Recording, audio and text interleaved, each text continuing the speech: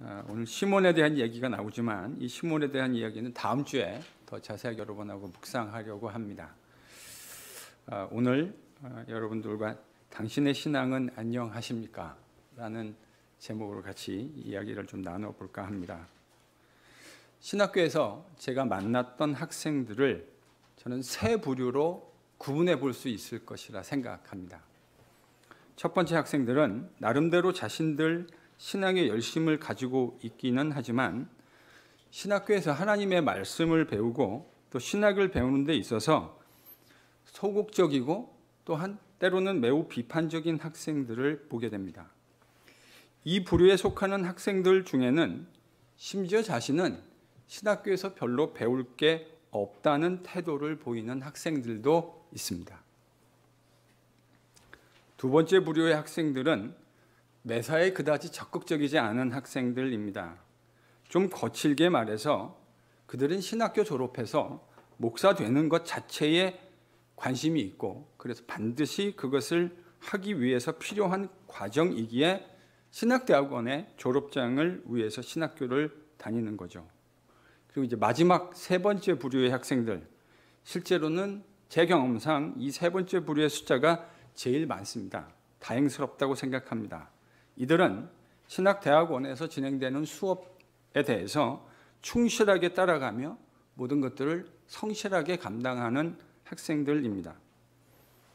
신학대학원 3년에서 한 4년 정도 마스터 과정을 공부하게 되는데 어떤 부류의 학생들에게서 가장 큰 발전이 있을까요?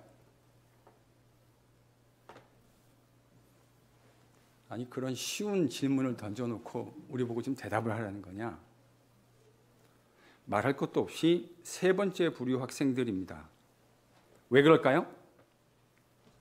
사실 우리 모두는요, 시간이 지나면서 달라지기는 하겠지만 아마 우리가 육신의 옷을 벗는 그 마지막 순간까지 미성숙이라고 하는 껍질을 지속적으로 벗어가야 될 겁니다. 모든 사람이 예외가 없죠. 그가 어느 정도의 성숙도를 가지고 있는지 판단하는 건 참 어려운 일이겠지만 우리는 그 마지막 순간까지 우리가 가지고 있는 미성숙이라고 하는 껍질을 끊임없이 벗어가는 일련의 과정, 저는 그게 신앙생활이 아닐까 싶습니다. 바로 이 미성숙이라는 이름의 껍질을 벗는 데 있어서 세 번째 부류의 사람들의 태도가 가장 효과적인 도움이 될 것이라고 생각합니다. 그럼 가장 발전이 더딘 사람들은 어떤 사람들일까요? 이 첫 번째 부류의 사람들인 것 같아요. 이들은 자신들이 많이 알고 있다고 생각합니다. 그래서 자신이 많이 알고 있고 상당 부분 잘 알고 있다고 생각하니까 다른 사람들이 무슨 말을 하려고 하는지에 대해서 기본적으로 귀를 잘 기울이려고 하지 않아요.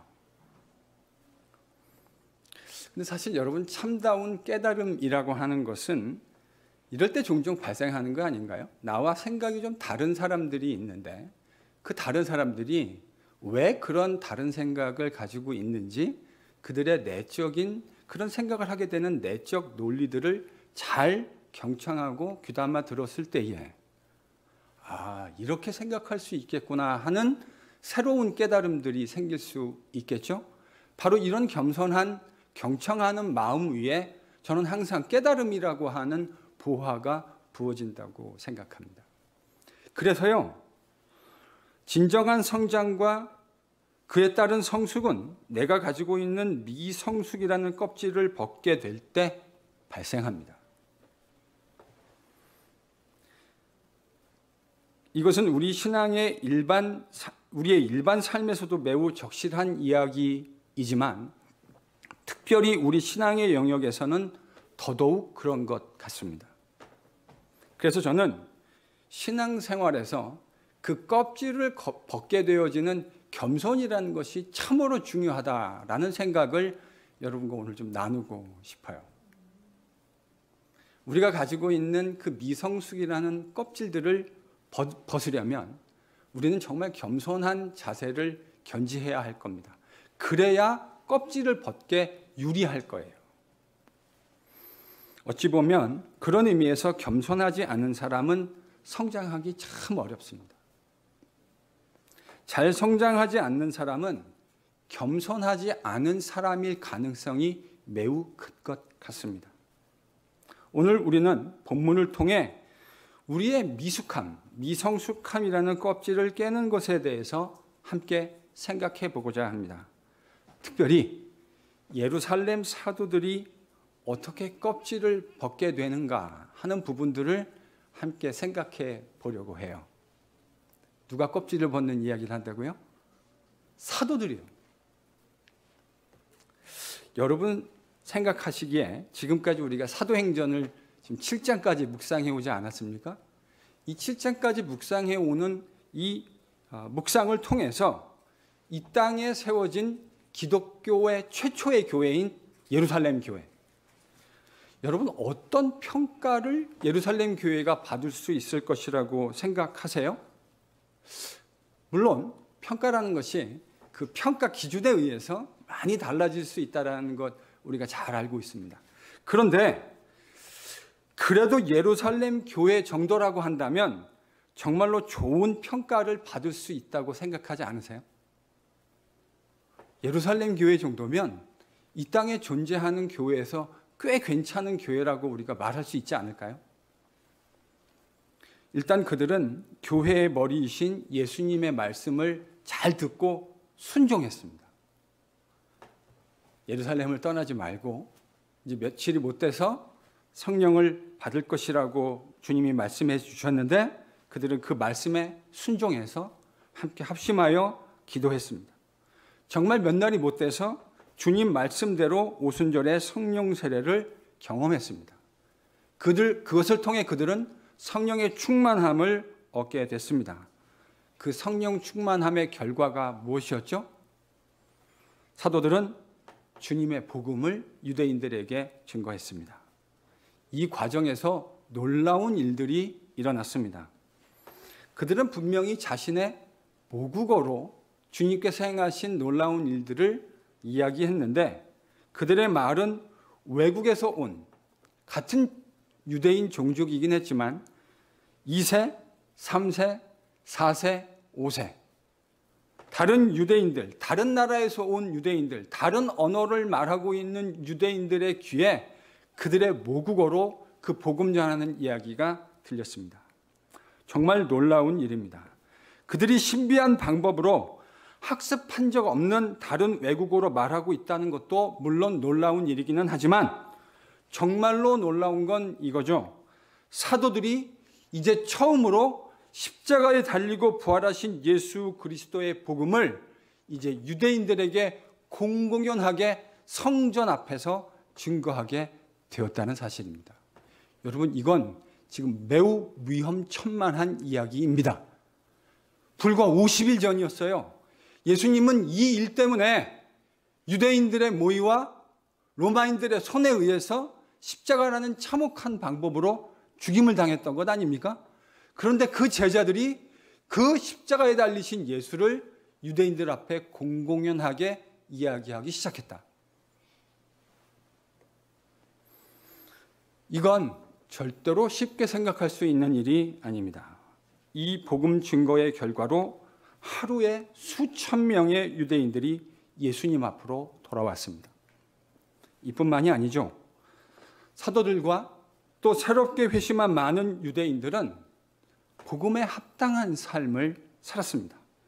그들은 날마다 모여 주님께서 가르쳐 주신 그 복음의 진리들을, 하나님 나라의 복음을 사도들로부터 배우고 함께 기도하고 찬양하는 경건한 삶을 살았습니다. 자신들이 가지고 있었던 사유재산을 팔아 교회 앞에 기꺼이 내놓을 수 있었습니다. 연약한 자매들을 돌아보는 구제와 복음 증거의 사역을 위해서 그들은 자신들이 가지고 있던 사유재산마저도 기꺼이 내어놓을 수 있는 사람들이었습니다. 이건 절대로 쉬운 일이 아닙니다. 그들이 보여준 이 같은 경건의 능력은 교회 안에서만 유효한 것이 아니었어요. 그것을 본 교회 밖의 세상 사람들도 그들이 보여준 경건의 능력에 대해서 매우 적극적인 호감을 가지게 되었고, 이로 인해 예루살렘 교회의 성도들은 나날이 늘어가기 시작했습니다. 그뿐입니까? 사도들은 산헤드린에 여러 차례 붙들렸지만 그 폭력과 억압 속에서도 성령이 충만하여졌습니다. 그래서 그들은 예수는 그리스도라 하는 사실을 성전에서 공공연하게 선포했습니다. 그걸 선포하다가 붙들려서 산헤드린에 붙들려 왔음에도 불구하고 감옥에서 풀려나자 그들은 다시 성전에 가서 이 같은 사실을 증거했습니다. 그들은 심지어 우리 주님 예수 그리스도와 복음을 위해 핍박을 받는 것을 오히려 보배롭고 영광스러운 일이라고 생각했습니다. 그래서 핍박과 박해 앞에서도 굴하지 않고 여전히 담대하게 주는 그리스도시다, 예수는 그리스도시라고 증거하는 일을 그들이 담대히 감당할 수 있게 해달라고 하나님 아버지께 간절히 기도했습니다. 구제와 관련해서 교회 안에 컴플레인이 발생했을 때는 또 어떻습니까? 사도들은 자신들이 일꾼을 얼마든지 선임해도 괜찮았겠지만 그들은 이 일을 형제들을 믿고 위임해 주었습니다. 예루살렘 교회 성도들은 사도들의 이 위임에 어떻게 반응했습니까? 정말로 멋들어지게 반응했습니다. 스데반을 비롯한 빌립과 7명의 집사들을 뽑아서 교회 앞에 제시했어요. 그들이 뽑은 스데반을 비롯한 집사들이 어떤 사람들입니까? 우리는 지난 몇 주 동안 스데반이 행했던 설교와 그가 마지막 순간에 보여주었던 참된 예수의 제자의 그 신앙인의 모습이 어떤 것인지를 함께 묵상했습니다. 사람은 죽음 앞에서 진실해지게 되어 있습니다. 죽음이라고 하는 사선 앞에서 교만할 수 있는 사람은 사실은 아무도 없어요. 그 사선 앞에서 스데반이 보여준 모습은 그가 어떤 머티리얼로 만들어진 사람인지를 우리에게 적나라하게 보여줍니다. 그는 진짜 예수의 제자였습니다. 그는 생명을 걸고 자신의 마지막 순간에 자신이 어떤 사람이었는지를 너무나 선명하게 우리에게 보여주었습니다. 비록 누가는 스데반이 어떤 사역을 감당했는지 우리에게 구구절절 서술해 주지 않았지만 그의 설교와 마지막 삶의 모습을 보면 우리는 스데반이 어떤 사람이었는지 너무나도 잘 알 것 같습니다. 그는 정말로 신실한 예수의 제자였습니다. 예루살렘 교회 성도들은 이런 사람을 집사로 뽑아 주었던 것입니다. 우리는 스데반의 모습이 비록 세상 코트에서는 사형이라는 판결을 언도받고 돌을 맞아 투석형으로 죽게 되었지만 하늘에 있는 하나님의 그 거룩한 코트에서 우리의 영원한 변호사이신 예수님을 통해 그가 무죄였다고 하는 사실을 하나님은 우리에게 알려주셨습니다. 이것이 사도행전 7장까지 우리가 간략하게 스케치한 예루살렘 교회의 모습입니다. 어떻죠? 이 정도면 정말 훌륭하지 않습니까? 저는 이 지상의 교회들이 이런 모습이 될 수 있다면 정말 좋을 것 같아요. 우리 NHPC의 교회의 모습이 이 예루살렘 교회가 보여준 이 모습을 좀 닮아갈 수 있다고 한다면 목사로서 정말 감사할 것 같습니다. 중요한 질문은 이겁니다. 그렇다면 제가 설교 서두에 오늘 예루살렘 교회의 사도들도 뭘 벗어야 된다고 얘기했죠? 껍질을, 그들이 가지고 있는 미성숙의 껍질을 벗어야 한다고 했는데 도대체 그게 뭔가?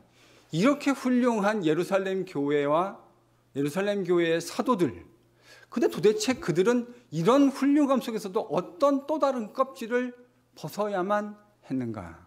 오늘 그 얘기를 좀 생각해 보려고 합니다. 지난주 묵상한 대로 스데반의 순교와 박해로 인해 예루살렘에 있던 사도들을 제외한 모든 성도들은 온 유대와 사마리아로 흩어졌습니다.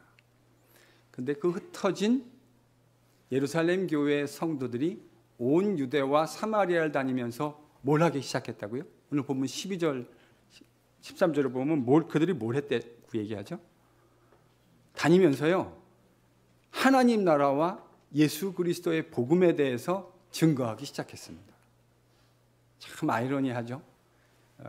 유대인들의 조직적인 박해, 이 박해 뒤에 어떤 계산이 있었는지 지난 시간에 말씀드렸어요. 이들은 흩어지면서도 하나님 나라에 대해 증거했습니다. 여기서 주도적인 역할을 감당했던 사람이 바로 빌립 집사입니다. 그는 하나님 나라 예수 그리스도의 이름에 대해 전하기 시작했습니다. 그런데 놀라운 일들이 일어나요. 원래 사마리아 사람들은 유대인들하고 잘 상종하지 않잖아요. 매우 적대적인 관계였잖아요.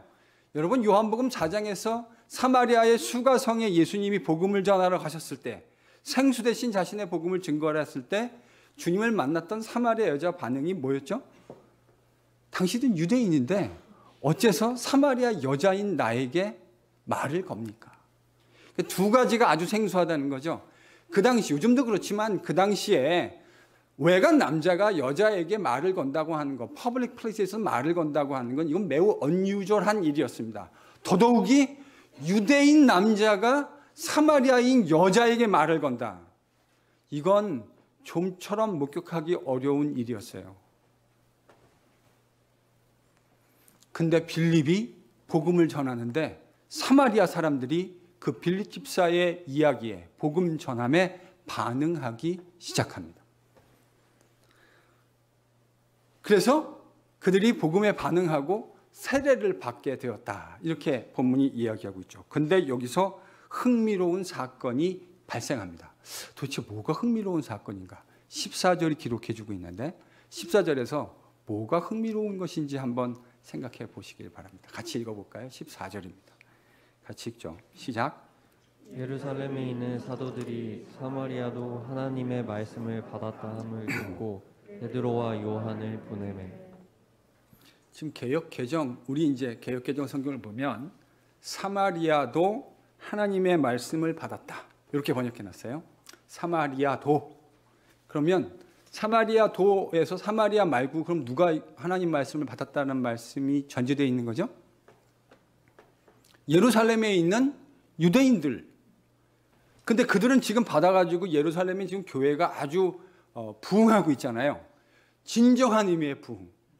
교회로서 보여줘야 할 진짜 부흥이 뭘까? 단순히 교회에 모이는 사람의 숫자가 좀 많아지는 걸 저는 부흥이라고 부르고 싶지 않습니다. 그건 부흥 아닐 수도 있거든요. 물론 교회에 사람들의 숫자가 없어지는 것보다는 많아지는 건 감사한 일이고 고무적인 일이긴 합니다. 그러나 사람의 숫자가 교회에 많아졌다는 것이 꼭 부흥을 의미하는 것은 아닐 수 있잖아요. 예루살렘 교회의 숫자가 많아진 건 진정한 의미의 부흥이었습니다. 그러니까 예루살렘에 하나님의 말씀을 받은 사람들이 있는 건 맞는데 사마리아도 하나님의 말씀을 받았다. 지금 이렇게 14절이 얘기하고 있잖아요. 근데 참 흥미로운 건요. 저도 이제 원문을 읽으면서 잘 봤는데요. 몇 번을 읽어봤는데 누가가 쓴 원문을 직역하면요. 사마리아도라는 말은 없어요. 직역을 한다면 이렇게 직역하는 게 맞아요. 사마리아가 하나님의 말씀을 받았다는 사실을 사도들이 들었다. 이게 지금 누가가 쓴 기록이에요. 근데 개역개정은 지금 이런 뉘앙스가 있는 거잖아요. 유대인들 뿐만 아니라 사마리아도 하나님의 말씀을 받았다. 이렇게 쓴 거잖아요. 그러니까 아주 정확하게 직역한다면 이건 직역한다는 관점에서 봤을 때는 잘 번역한 것 같지는 않아요. 왜냐하면 본문 안에는 사마리아도라고 하는 그 도를 나타내는 주로 이제 헬라 말로는 카이라고 하는 부사를 사용하는데 그게 들어 있어야 되거든요. 그러면 사마리아도, 사마리아 카이, 카이 사마리아 이렇게 되면 되는데 그 말이 없어요. 그래서 제가 몇 번을 다시 읽어봤는데 없어요. 자, 그러면 이게 잘못된 번역인가? 사마리아도라고 번역한 건 잘못된 번역인가? 제가 이렇게 원문 번역하는 이야기를 하면 항상 잘못됐다고 하는 거를 이야기할 때 주로 이야기를 하잖아요. 기억 안 나시나요? 제가 주로 그렇게 얘기하죠. 이게 번역이 좀, 왜냐하면 성도들과 그 원래 성경 원 저자가 이야기한 걸 제대로 이해해야 되니까 주로 그렇게 얘기하는데, 제가 생각해 봤어요. 그러면 사마리아도라고 하는 이 번역이 별로 좋지 않은 번역인가? 근데요, 생각할수록 멋들어진 번역이에요. 생각할수록. 물론 원문에는 그 카이라고 하는 부사가 들어있지 않지만, 그러나 생각할수록 멋들어진 번역이라는 생각을 하지 않을 수 없습니다. 저도 책을 몇 권 번역해 봤거든요. 근데 여러분, 번역하다 보면 번역이라는 게 늘 직역하는 게 좋은 건 아니잖아요. 그렇죠?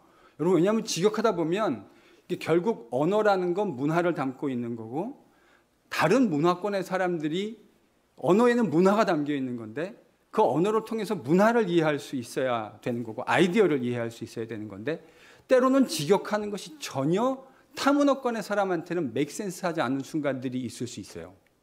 그러니까 좋은 번역이라는 건 단순히 직역이 아니고요, 때로는 다이내믹하게 문화를 넘어갈 수 있는, 트랜스컬처럴 할 수 있는 내용들을 담아낼 수 있는 번역이 저는 좋은 번역이라고 생각해요.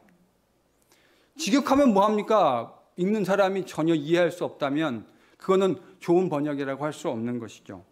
바로 그런 의미에서 저는 사마리아도라는 번역은, 사실 누가는 그렇게 쓰지 않았는데요, 만약에 누가가 우리 개역개정을 이해할 수 있게 된다면 사마리아도라고 하는 이 개역개정의 번역을, 사실 내가 쓴 것보다 이 번역이 더 좋다, 저는 이렇게 말해줄 수 있을 수 있다고 생각해요. 비록 원문에는 사마리아도라는 단어가 빠져 있다 하더라도요. 자, 그럼 이게 왜 좋은 번역일까? 그건요, 본문을 묵상해 보면 알 수 있습니다. 왜 좋은 번역인가? 지금 14절을 읽으면서 여러분 좀 이상한 게 있다고 생각하지 않으세요? 14절 우리가 읽었잖아요. 14절 읽으면서 뭐 좀 이상하다, 이거 좀 약간 unusual하네 하는 거를 이렇게 탁 캐치하시는 게 없나요? 지금 내용이 이거잖아요. 사마리아 사람들이 빌립이 가서 지금 복음을 전했어요. 하나님 나라와 예수 그리스도에 대한 복음을 듣고 사마리아 사람들이 반응해서 세례받았다라고 하는 이 이야기가 사도들, 예루살렘에 있는 사도들에게 리포트가 됐습니다. 그래서 예루살렘 사도들이 뭐 했죠? 베드로와 요한이라고 하는 일종의 진상조사단을 파견한 겁니다. 뭐가 이상하죠?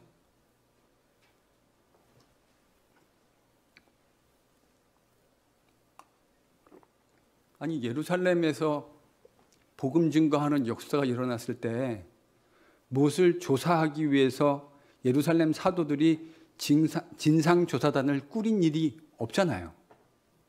한 번도, 단 한 번도. 누가 복음을 들었다고 했는데 그것에 대해서 진상을 조사하기 위해서 사도들을 보내가지고 한번 확인해보자라고 해본 일이 없잖아요. 없어요, 여러분. 근데 사마리아에는 somehow 진상조사단을 만들어서 대표로 지금 누구를 보냈습니까? 베드로와 요한. 여러분, 이건요, 이 선택에는 사도들 가운데에서도 베드로와 요한은 예루살렘 사도들 가운데 매우 중추적인 역할을 담당했던 사도들이에요. 그러니까 이 진상조사단이 가지고 있는 무게가 어떤 무게인지 좀 느껴지시죠? 지금 예루살렘 사도들이요, 사마리아에서 일어난 일에 대해서 이 뭔가 조사해야 할 필요성을 느꼈고, 그 조사를 위해서 진상조사단으로 베드로와 요한을 선택했다고 하는 것, 이건 그들이 이 사건을 매우 중요하면서도 신중하게 다루고 있다는 것을 시사합니다.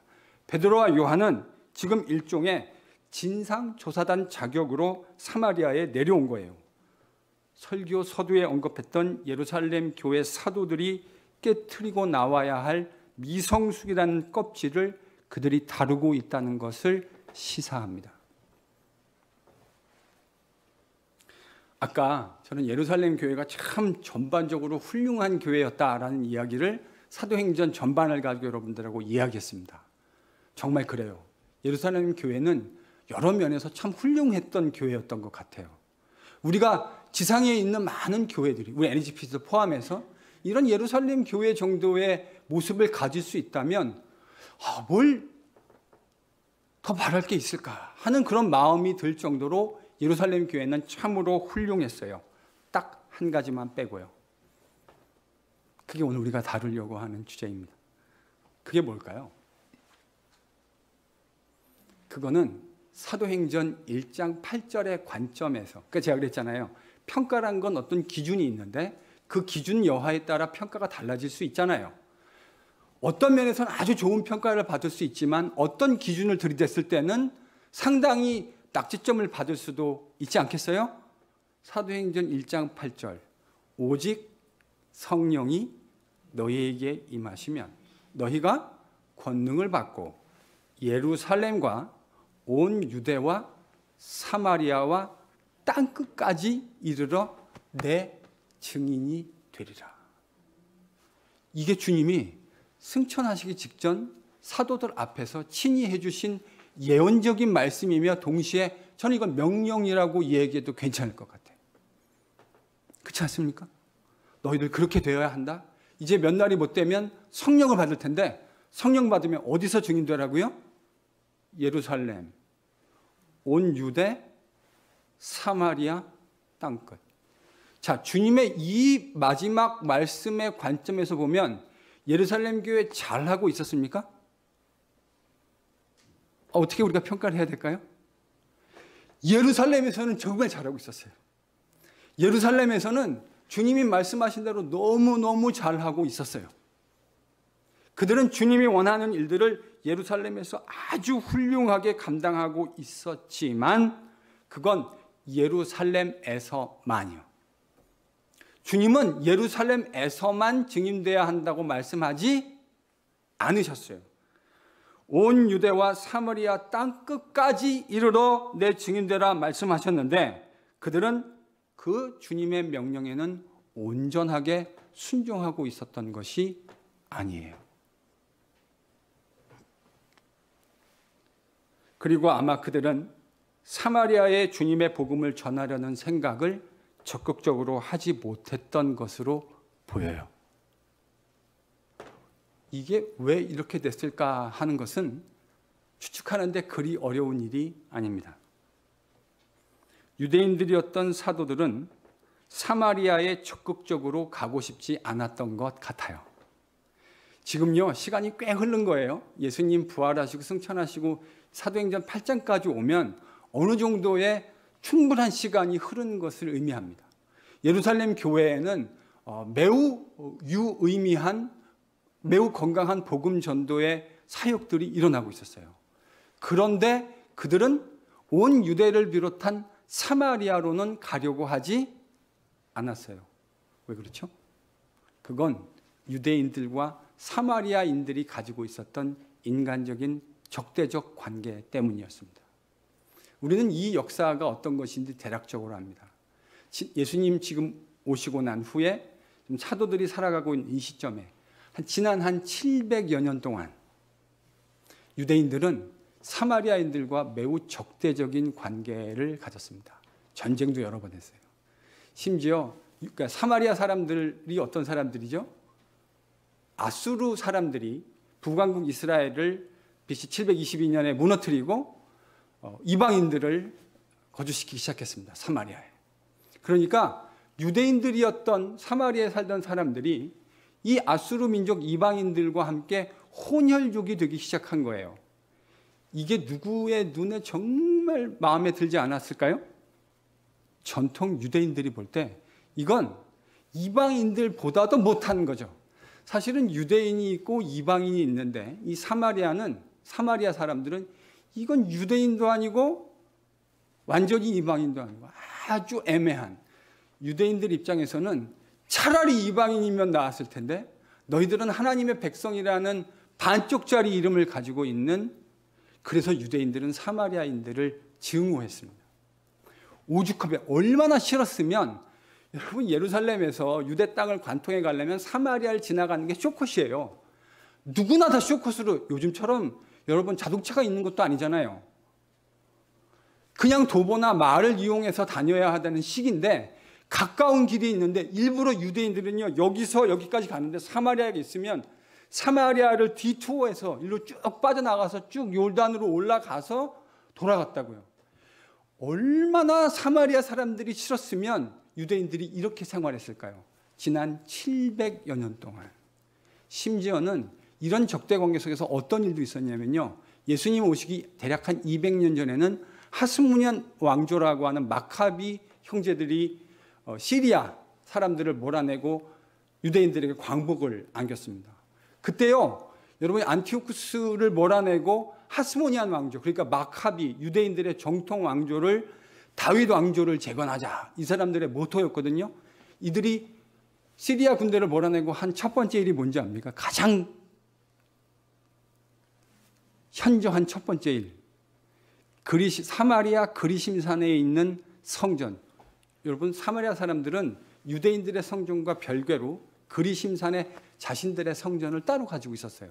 그런데 안티오쿠스 군대를 몰아낸 이 하스모니안 왕조의 군대가 뭘 했냐면요, 그리심산에 쳐들어가서 사마리아 사람들을 진멸하고 그 성전을 완전히 초토화시켜버렸어요. 그러니 여러분 사마리아 사람하고 유대인들하고 관계가 좋을 수 있겠습니까? 좋을 수 없죠.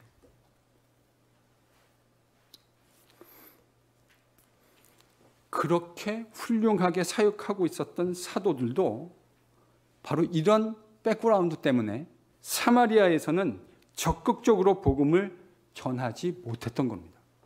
지금 그게요, 이 본문 안에 깔려져 있는 거예요. 그걸 여러분 캐치하셔야 돼요. 그래야 이게 무슨 의미인지, 왜 이런 일들이 일어나고 있는지를 이해할 수 있어요. 정말 아이러니컬한 일이 아닐 수 없습니다. 사도들이요, 자신의 생명을 내어놓고 복음을 증거하는 일도 두려워하지 않았잖아요. 여러분 사도행전 4장을 보면 사도들이 자신의 생명을 내놓는 것도 전혀 두려워하지 않았다고요.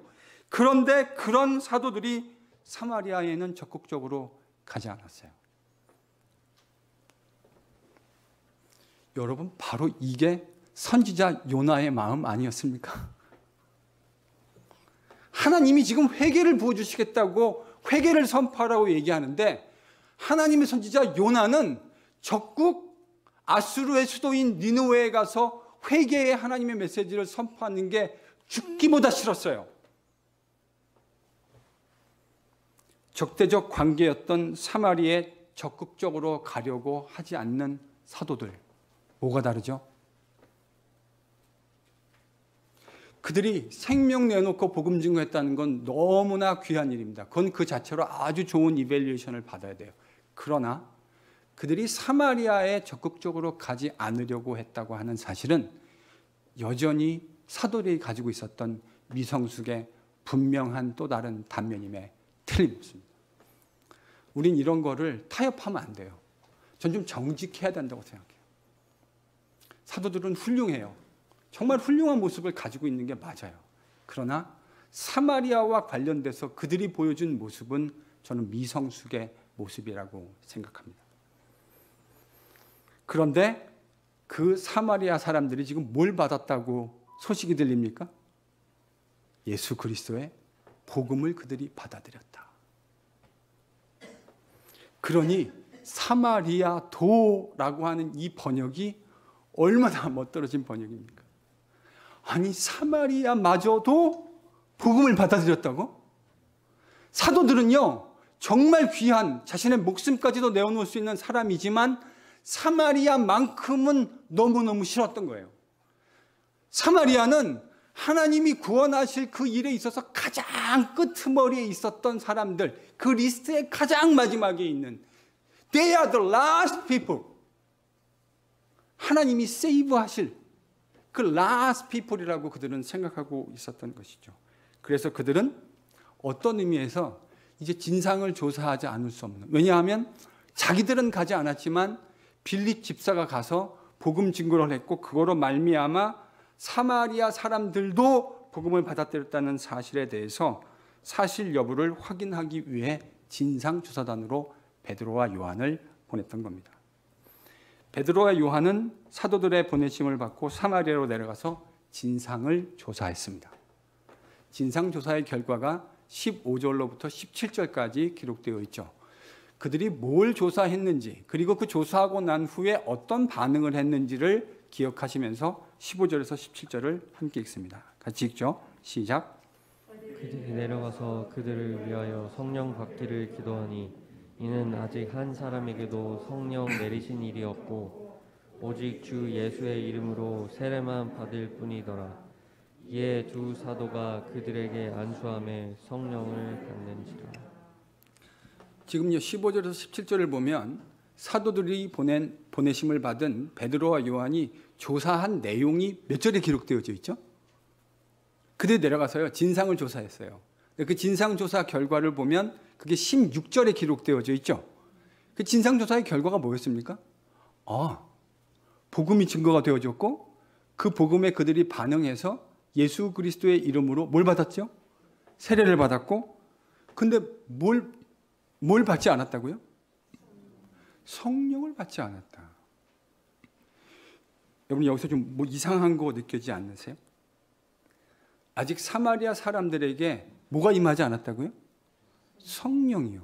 이게 왜 이상하냐면요.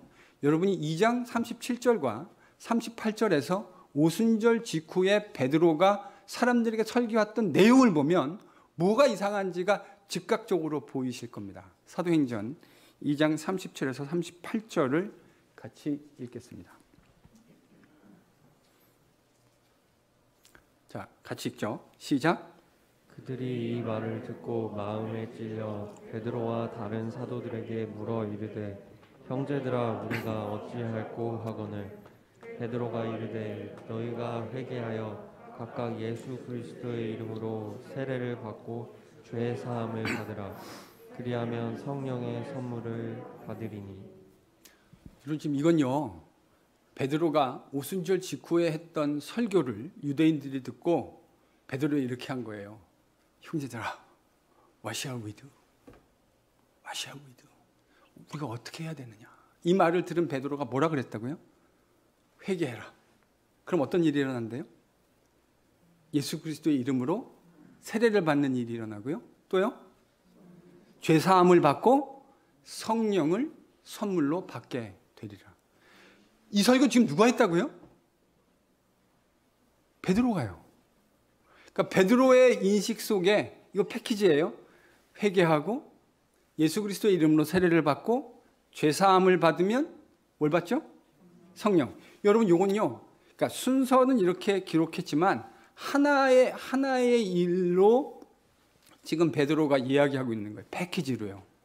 근데 지금 사마리아 내려가 가지고 진상을 싹 조사해 보니까 지금 똑같은 일들이 일어나고 있죠. 딱 하나만 빼고요. 뭐가 안 일어나고 있습니까? 성령을 받는 것만 빼놓고 나머지 모든 일들이 일어나고 있어요. 그래서 뭐라고 기도했죠? 베드로랑 요한이요? 15절, 17절의 기도의 내용을 두 번 반복하는데요. 기도 내용이 뭡니까? 성령을 받게 해달라고. 그러니까 베드로는 알고 있는 거예요. 이런 일들이 일어나면 뭐가 일어난다고요? 성령을 받는 게 일어나는데 이상하게 사마리아는 지금 다른 모든 건 일어나는데 성령 받는 일만 일어나고 있지 않아요. 그래서 뭘 기도했다고요? 성령을 받게요. 왜냐하면 그게 하나의 패키지거든요. 예루살렘에서 복음이 선포되면 사람들이 복음을 받아들이고 회개하고 예수 이름으로 세례를 받고 성령 받는 일, 이게 하나의 패키지로 일어났습니다.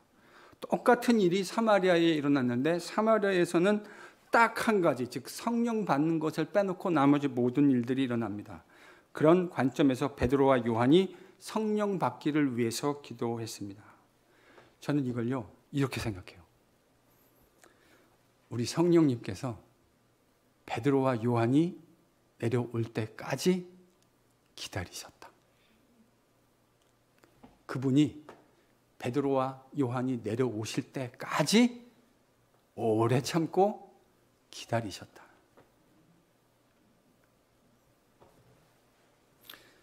성령님은 사도들이 스스로 가기를 기다리셨죠. 자발적으로 갔다면 제일 좋았겠지만 그들은 그렇게 하지 않았습니다. 그래서 하나님은 예루살렘 교회에 뜻하지 않는 스데반의 순교와 핍박이라고 하는 것을 허락하셨습니다. 그 허락함을 통해서 예루살렘 교회 성도들은 어쩔 수 없이 타의에 의해서 흩어지게 되었고, 그 흩어짐이 계기가 되어서 그들은 온 유대와 사마리아를 다니며 복음을 증거하게 되었죠. 빌립이 지금까지 아무도 내려가지 않았던 사마리아에 적극적으로 내려갔습니다. 거기서 복음을 전하고 하나님의 역사가 일어납니다. 예수의 복음을 믿고 세례받는 사람들이 나오기 시작했습니다. 그런데 성령은 단 한 사람 외에도 아직 임하지 않았습니다. 왜요? 왜 아직 임하지 않았을까요? 사도들이 안수할 때 사마리아 사람들에게도 성령이 임하신다고 하는 것을 베드로와 요한 사도가 거부할 수 없이 자신들의 눈으로 확인할 수 있도록 성령께서 저는 기다리셨다고 생각합니다.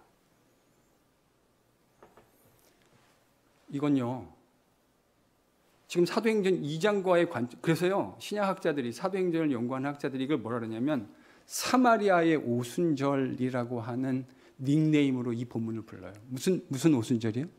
사마리아의 오순절. 오순절하고 똑같은 일이 일어났는데 성령만 임하지 않았어요. 왜 성령이 임하지 않았을까라고 하는 건 유대인들과 사마리아의 역사를 생각해 보면 너무나 잘 알 수 있어요.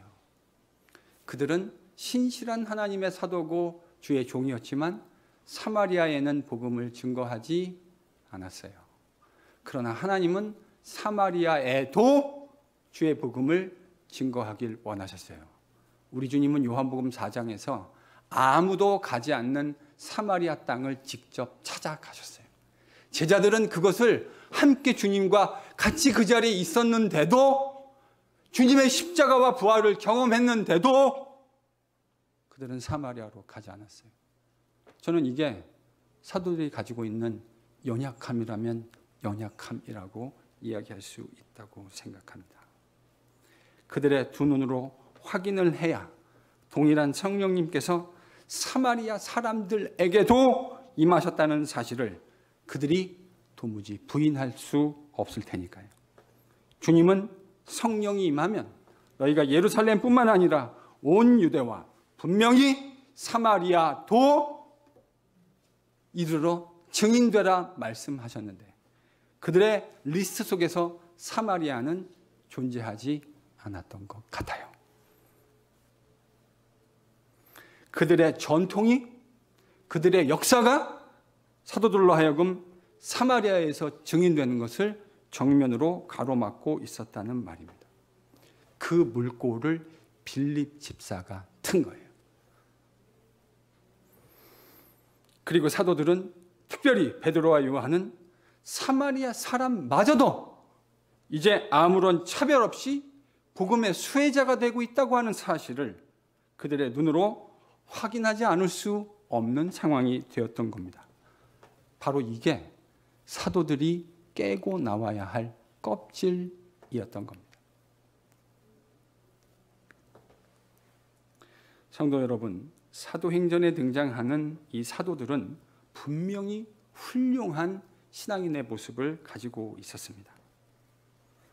그러나 그들도 여전히 깨고 나와야 할 껍질이 있었습니다. 사실 이 신앙의 원리는 우리에게도 마땅히 저는 적용되어야 한다고 생각합니다. 우리는 주님이 부르시는 그 마지막 그 순간까지 매일같이 여전히 우리의 껍질들을 깨고 나와야 할 겁니다. 사도들이 사마리아 땅에 가지 못하는 데는 분명한 명분과 이유를 가지고 있었어요.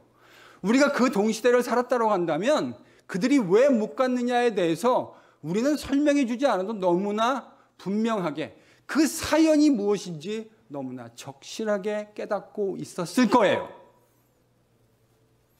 깨닫고 이해해 줄 수는 있지만 그렇다고 해서 그것이 옳은 것은 아니지 않습니까? 깨닫고 이해해 줄 수 있지만 그게 옳은 건가요? 아니잖아요. 주님이 말씀하신 처음에 1장 8절에서 말씀하셨던 원리와는 분명하게 벗어나 있는 거잖아요. 이해할 수 있지만 잘못된 것은 잘못됐다고 이야기할 수 있어야 정직한 것 아닙니까?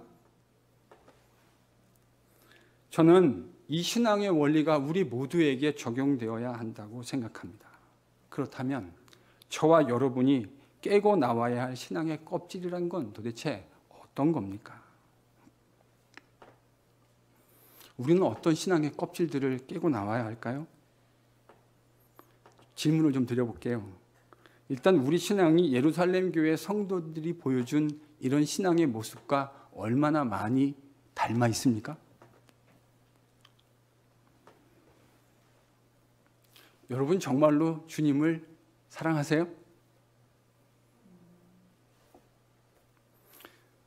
주님을 사랑하기 때문에 주님의 말씀을 사랑하세요? 주님 말씀을 매일과 같이 묵상하고 그것을 배우는 것이 여러분의 경건의 습관이 되어 계십니까?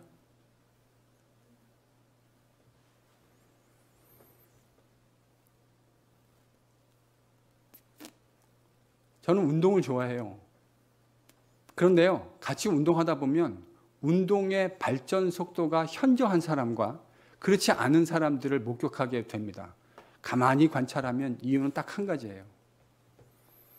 똑같이 운동을 하는데, 매일같이 운동을, 테니스를 치고 같이 운동을 하는데 잘 성장하는 사람은 어떤 특징이 있냐면요, 자기가 뭐가 약한지를 잘 관찰해요. 그냥 단순히 게임하고 노는 것뿐만 아니라, 그것도 물론 재밌고 좋지만, 그런 교제도 좋지만 그 안에서 내가 어떤 것이 약한지를 잘 생각해서 레슨을 받아요. 겸손한 거죠. 내가 잘 못한다는 걸 인정하는 겁니다. 그래서 나보다 잘할 수 있는 사람에게 찾아가서 레슨을 받아요. 그래서 레슨을 받아서 내 약점이 어떤 것인지를 배우게 되고 그것을 극복하기 위해서 뭘 해야 되는지를 지속적으로 훈련을 하게 되어지죠. 이런 플랜을 계속해서 걸어가다 보니까, 이 과정을, 프로세스를 걸어가니까 그런 사람들은요, 시간이 지나면 그의 실력이 현격하게 발전되는 것을 볼 수 있어요. 테니스만 그렇습니까? 저는 신앙의 영역에도요, 똑같은 원리가 적용된다고 생각합니다. 주님을 사랑하는 사람은 주님의 말씀을 사랑하게 되어 있어요. 하나님의 말씀을 배우는 일에 겸손하게 되어 있어요. 그러니 하나님의 말씀을 잘 배운 것을 통해서 내가 무엇이 약한지를 겸손하게 돌아볼 수 있게 되어지죠. 붙들고 기도하게 되어지죠. 그러니까 신앙의 세월이 지나면 그런 프로그레스가 만들어지는 걸 볼 수 있어요.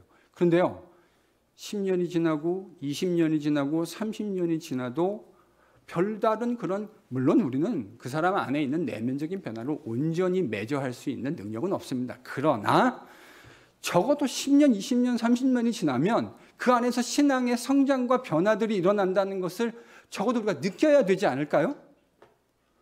어린애를 내놨는데 어린아이가 자라지 않으면 어머니와 아버지가 당연히 걱정해야 되는 게 너무 당연하죠.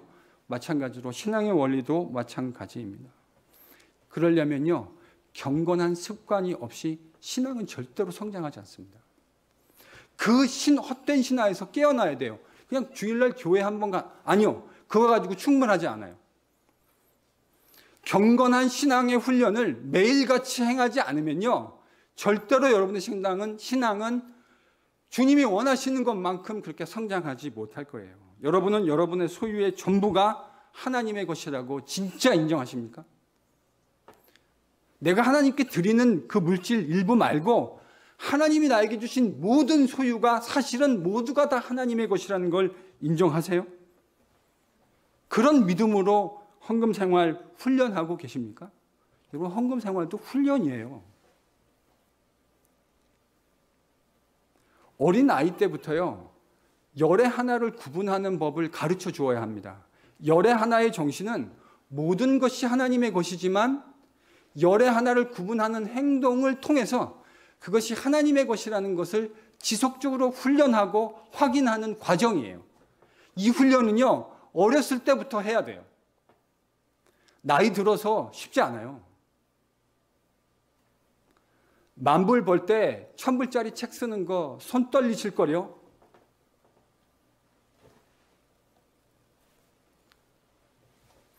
여러분의 신앙생활은 혹시 교회 안에서만 유효한 것 아닙니까?